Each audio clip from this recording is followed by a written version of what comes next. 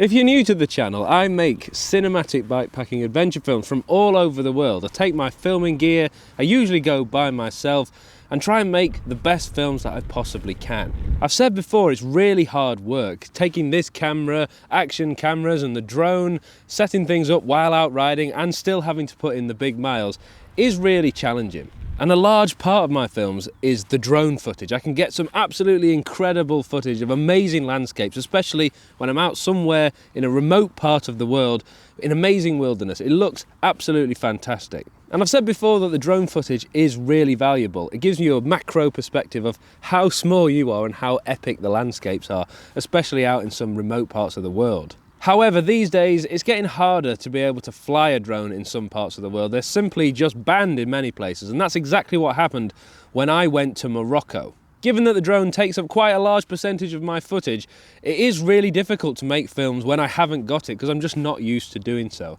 So when I went to Morocco, I had to get creative. I still used my faithful Sony FX3, set it up on the tripod for flyby shots and shots of nature in a bit more detail, but that is very time consuming. I also leaned quite heavily into these. These are Insta360 cameras. I have the X5 and the Go Ultra. I especially leaned heavily into this, the X5, which I want to talk about in this video. If you've ever been to Morocco, you'll know it's very mountainous, and the problem there is you tend to go quite slow when you're cycling up mountains, and as a result I spent a lot of time in dark or nearly dark conditions. That makes filming really challenging as it is, but because I had the Go Ultra with a really big sensor, a 1/1.2 inch, which is big for an action camera, it allowed me to capture good quality footage even in the low light. And as well as that, it has a really wide angle lens, wider than any GoPro that I've used, which means you capture more of the scenery. So somewhere like Morocco where it's absolutely stunning and you haven't got the drone to capture that footage, this is a really good option. I just leave these cameras fixed to the front of the bike, didn't take them off hardly at all, and I just press a button. They're so easy to use, don't have to faff about with settings. I set it and forget it, press the button and I'm good to go. It's that quick capture mode, so just press a button, it'll boot up, take the footage for you. When you press it again, it'll turn itself off and save it to the memory card, which is great. But the real star of the show was this, the Insta360 X5. I've talked about this a few times on the channel now, and I'm really coming to rely on this heavily to capture amazing footage, not just of Morocco, but wherever I go, and different sort of shots that you just can't really get with a big beefy camera like the one I'm recording on now, or even with a drone.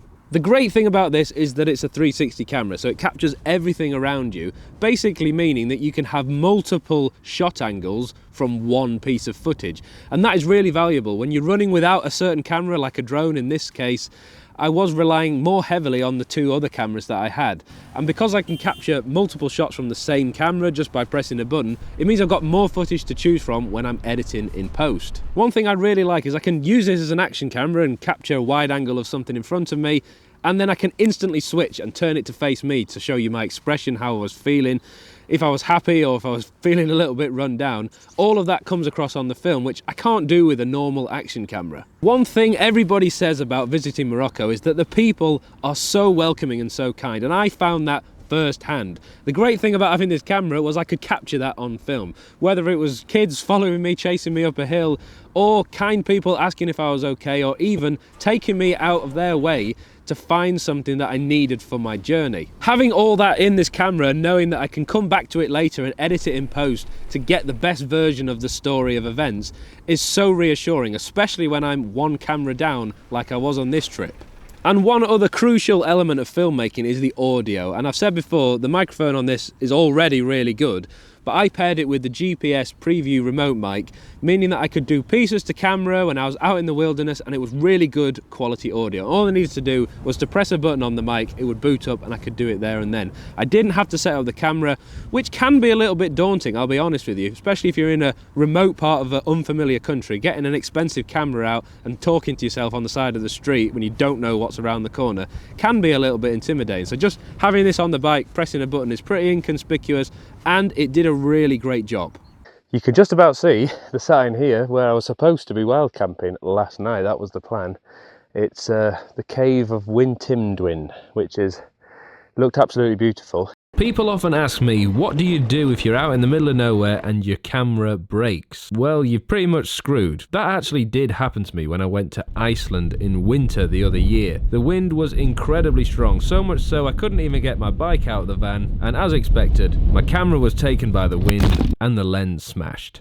I ended up filming the entire trip on an action camera and it ended up coming out alright. But the really cool thing about the X5 is that you can buy a replacement lens kit. Most of the time I keep this rubber cover on the top of my X5, but when I'm actually using it for filming, I have to take that off, which can leave the lens exposed. And if that had happened in Morocco, I would have been completely screwed, as I didn't even have the drone to fall back on. It comes with this lens gripper tool so that you can grab onto the lens, twist it, and pull off the ring that holds it in place. It's very easy to do, and in just a couple of seconds you'll be able to remove that, and it sits nicely into the tool. You then use the lens removal tool to actually get the rest of the glass lens out, and if there's any dirt or dust in there, you can use the lens blower to clear it. The replacement lens comes with a suction cup on top so you can take it off really easily, place it back into the camera, and then reapply the ring that you took off earlier. Again, it's super simple, and if you do make a hash of it, it's pretty obvious. All you need to do is unscrew it again and try again, but chances are it'll go straight on. Then it's just a case of removing the suction cup and checking that everything is flush. And the only other final thing to do is to calibrate the stitching. You just need to go into the settings, down to the stitching calibration, and then follow the instructions. It just takes a few seconds, but you should get a message like this if you've done it properly,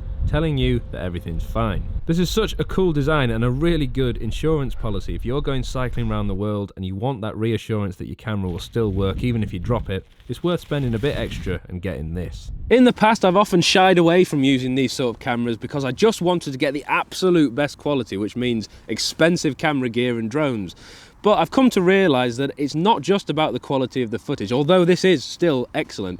A lot of it is how you tell the story, and these cameras allow me to do that so much better, and we saw that firsthand in my epic trip across Morocco. While I'm on that, it's probably worth talking about discretion, because these cameras are so small, especially when you're in a country where people don't really feel comfortable being filmed all the time. Having that on means that you can capture some candid shots without drawing attention to yourself, which you can't always do with a monstrous camera like that. So on reflection, these two cameras really pulled their weight when I was out in the Atlas Mountains. I managed to capture some excellent footage without having to stop sometimes, and some more candid stuff, as well as having that really good piece to camera audio, as well as having this great camera to fall back on for the more cinematic shots. Paired them together, even without the drone, I was able to make a really good film. And while I'm on that, if you want to see that film, that will be coming out this Sunday on the 22nd of March, and I promise you it is a really, really good one. Thank you so much for watching as always, and I'll see you in the next one. Oh, and by the way, if you like what you've seen here and you like the look of the Insta360 X5, I've got a code in the description that'll give you 15% off if you're one of the first 10. And you get a free gift, so it's worth checking it out. Any questions about the camera, let me know, but that offer is valid now, so get yourself a deal.